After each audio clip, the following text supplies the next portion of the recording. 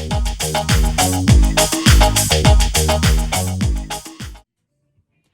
VC, this is Luke with Hot Wax and Cool Vinyl. Welcome back. So we are at the end of January, and I made myself a promise that I was going to do the Vinyl Tag 2020 before the end of the month. And so this is the last Saturday in January. It's 10:30, and I'm like, okay, time to do the Vinyl Tag. So here we go. First question, I have them written down here. I think I have them all correct. If I'm not, okay, first one. The best find of 2019. A lot of different albums, but I guess the best find was this Pink Floyd Dark Side. This is an 80s Aussie Harvest on pink vinyl.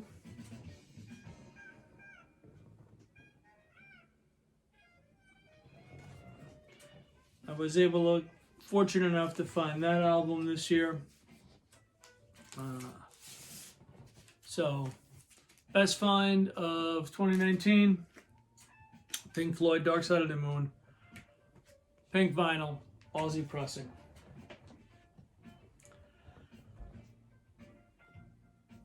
Favorite album of 2019. So I only bought one album this year, contemporary. And that was recently. And that is the Eagles' You Can Never Leave. This is the Japanese pressing on clear vinyl with an absolutely gorgeous label.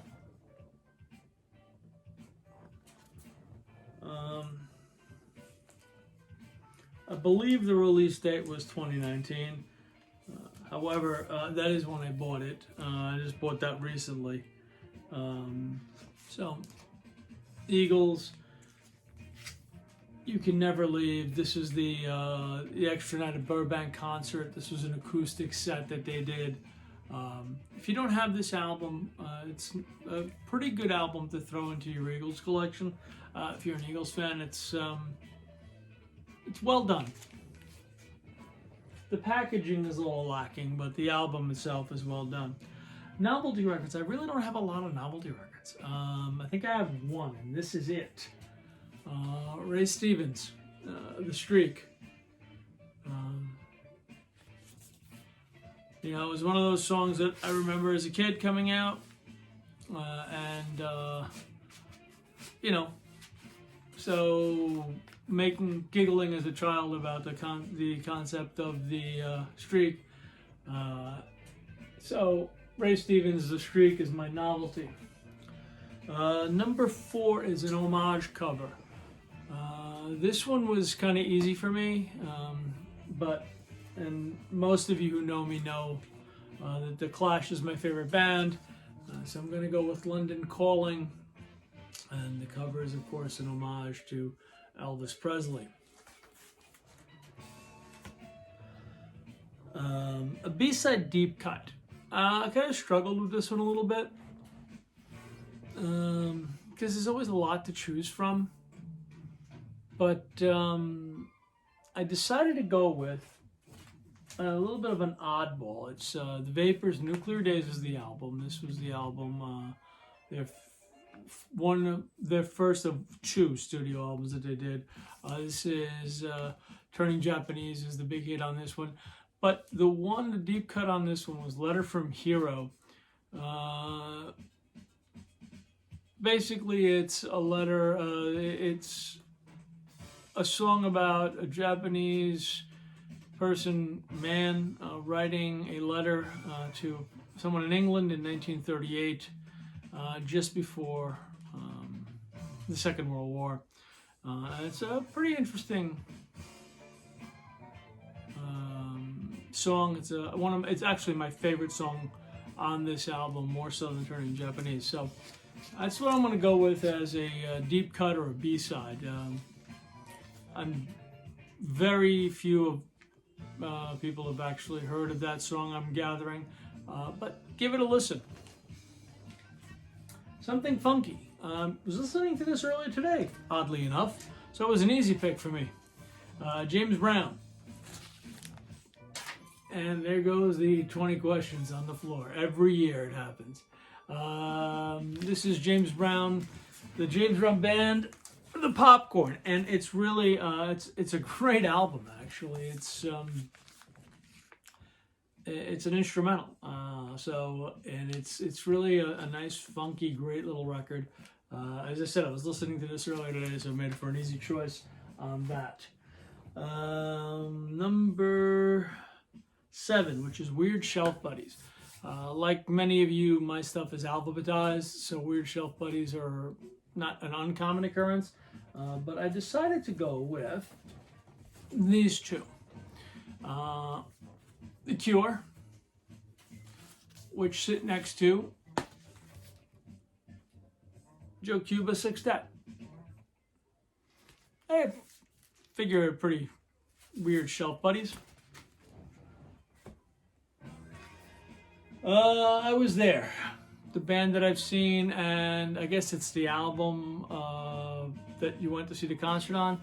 So there's a lot, but one concert in particular sticks out in my mind above a lot of the others, and that was going to see Queen at Madison Square Garden as a senior in high school in September of 1980.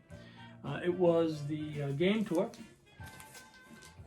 and the reason this is so memorable is it just coincidentally, it happened to be that about 20 of us from my high school went to the concert. I mean, you know, we weren't sitting together, and it just happened to be that everyone got tickets for that show that night, and we all took the train in together and took the train home, and it was just, you know, it was really a cool experience, and it was certainly a fantastic show.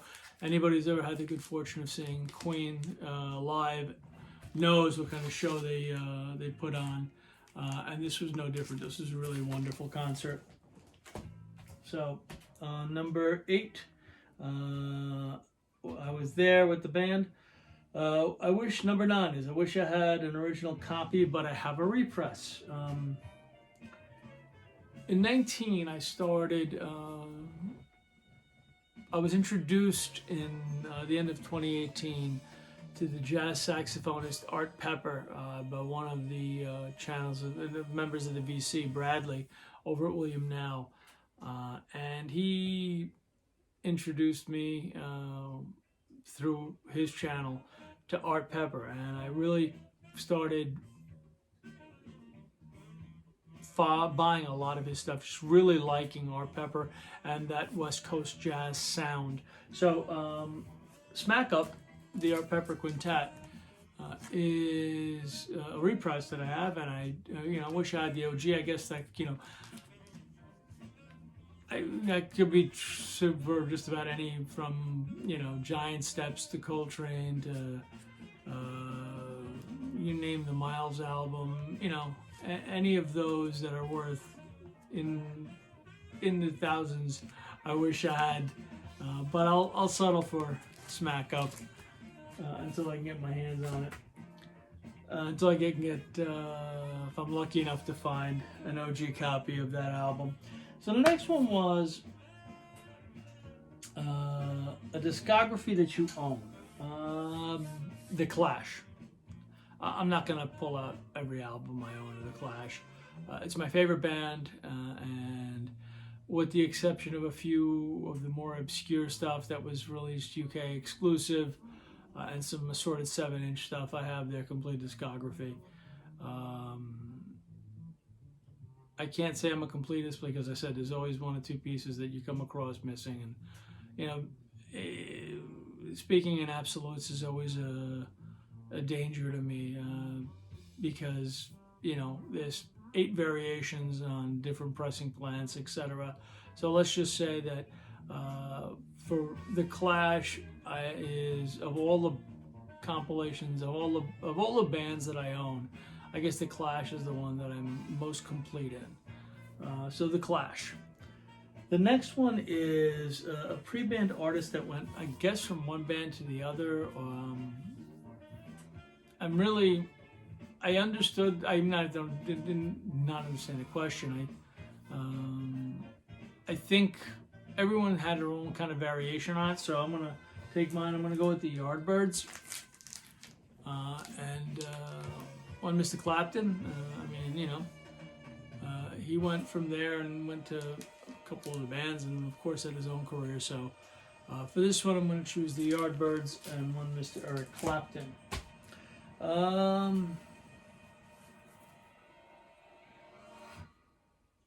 was it. 12. Label. A really cool label. So I collect 45s too. So there's a ton of labels that are really, really cool that I dig a lot. I know Jolly Roger was showing the original roulette with the roulette numbers on the side, which is really a cool label. I love that. But there was a, not obscure, but again, it's a New York City press.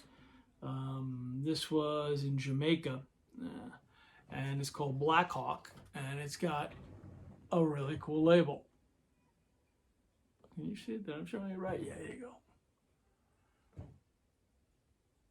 So that's the one I'm gonna go with, I think. A music book, number 13 is a music book that you would recommend, a music book or a movie that you would recommend. So there's two of them. Bohemian Rhapsody is highly recommended. I'm sure a lot of you have already seen it. It's pretty accurate. A couple of the concert scenes are off, but if you YouTube the movie to the actual concert footage, you'll see that it was a pretty accurate portrayal across the board. So that was a great movie. And then, of course, the Ramones, It's Alive, 74 through 96. This is great. This is a concert movie. It's got concerts from all over the world. This is a sealed copy that a buddy gave me for Christmas, not realizing that I already bought one. So I kept it sealed, but it's really cool. If you're a Ramones fan, I think you'll enjoy it quite a bit. If you've never been to a Ramones concert, the energy was always palpable on these shows. So this is a pretty accurate portrayal of what a Ramones concert was like. So the Ramones, It's Alive, 74 through 96, highly recommended. An underrated album. It's quite a bit, but I thought one of the ones that I liked the most and I was going to go with is this one. And this is the Kinks. This is low budget. And it is a disco-ish album. And that's why it's usually an overlooked, kind of like Some Girls from the Stones. It was like their disco album. Well, and this was like, the Davies Brothers disco album. Here's the thing. I like history. I'm not a history buff. No, actually I kind of am. Never mind. I like history and contemporary history in particular. And if you grew up in the 70s like I did, I was a teenager in the 70s or a preteen. No, teenager in the 70s. I take that back. A lot of this album was written about the difficulties in both the UK and the United States economically during the mid to latter 70s. It was a very, very hard economic period for the United States in particular.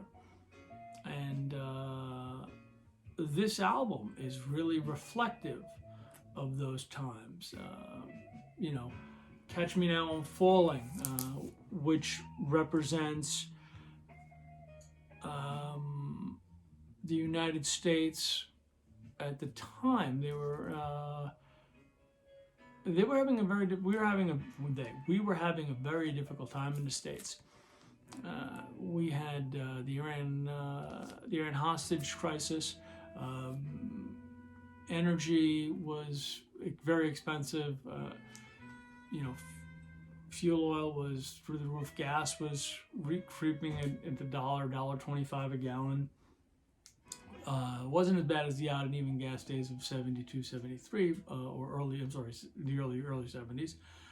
But it was difficult times, and this album actually accurately portrays the time. So I think it's an underrated album because it always gets kind of like shushed aside as a disco album because it has got that disco beat to it. But the lyrics on this one are anything but disco, and the lyrics were really well thought out and well written. Batting average artist.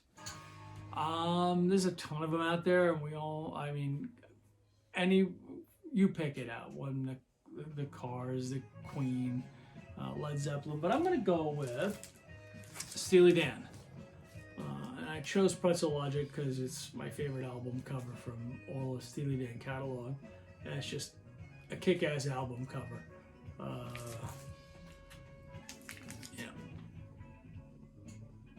For those of you who don't know, that's a pretzel cart in the city.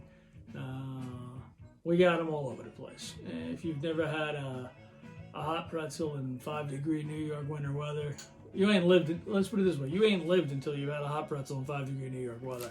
So, Steely Dan's Pretzel Logic, Steely Dan the band, absolutely batting average for me.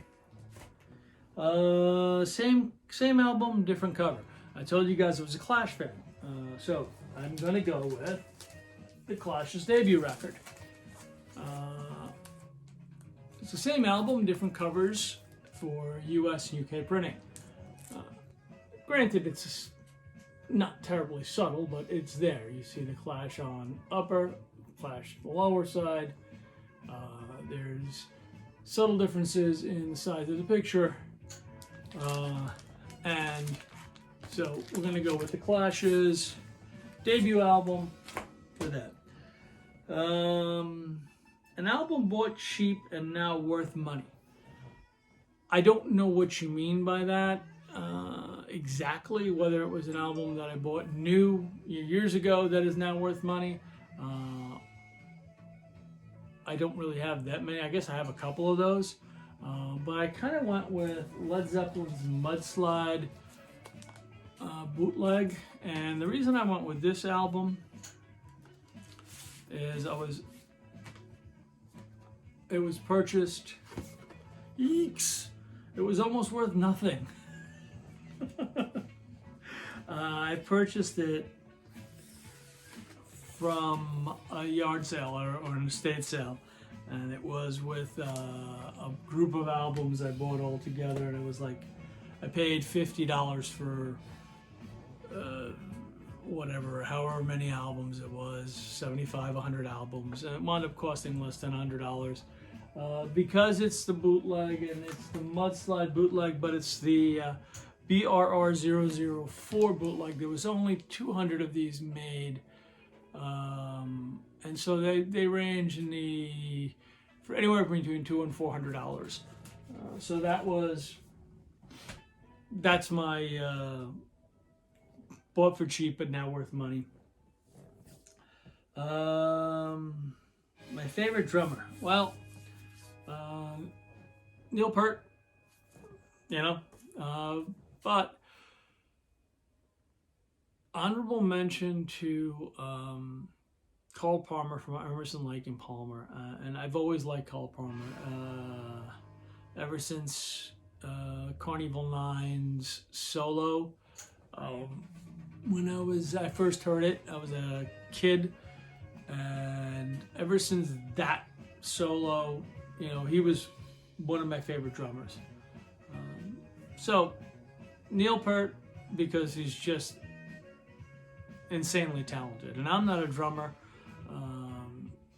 but he's just insanely talented.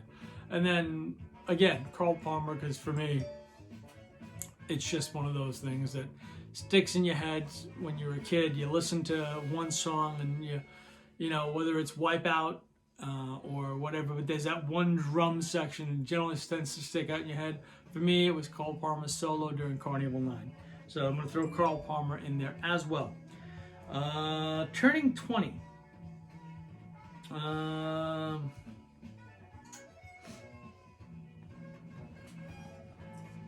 I bought exactly, I think, one thing from the year 2000, and that was Beatles 1.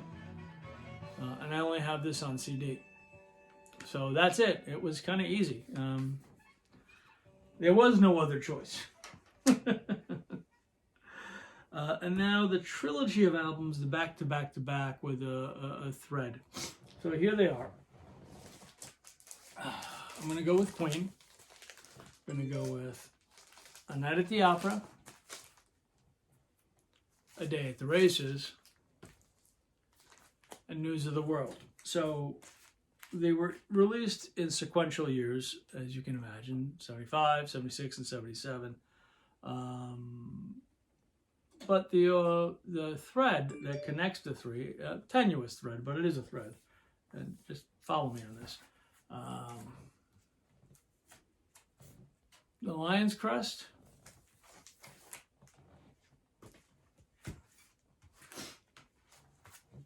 the Lion's Crest. Yeah, no, but the Lion's, there you go, the Lion's Crest is there. So I went with Queen on that. And now the last was, the 21st was VC Shoutouts. You know, anybody who's following me or one of my subscribers probably already knows everybody because we all kind of subscribe to the same channels. But you have Bill over at the Vinylverse. You have Tim at DJ High Noon. You've got Mr. Finglish at Bad English Rex, who, if you're not familiar, you have to give his channel a look and a subscription. He's talking hands, and he's brilliant and he's funny. You've got Jolly Roger, Roger over at Jolly Roger, and then somebody I've become friendly with, friends both on Facebook and then just in communication. And he's kind of my go-to for jazz, and that's Bradley over at William Now. Any of those channels or any of the VC channels, I think, are worthy of a watch, a look, and see if there's something that you like or something that catches your interest. There's almost always something that you can glean from one of the channels, whether it's an artist you've never heard of, or a variation on a record that you weren't aware of, or just, hey, it's another person who really loves records and music and wants to share their experiences with you. And that's what it's all about, and there's absolutely nothing bad from it. So that's my Vinyl Tag 2020. I wish everyone a terrific rest of their week. It's the last week of January. Winter's just starting, so hopefully everyone's bundled up. If you live in the Northeast, if you're in Florida, I really hate you. Otherwise, have a great weekend, everyone, and a great week. Speak to you soon. Cheers.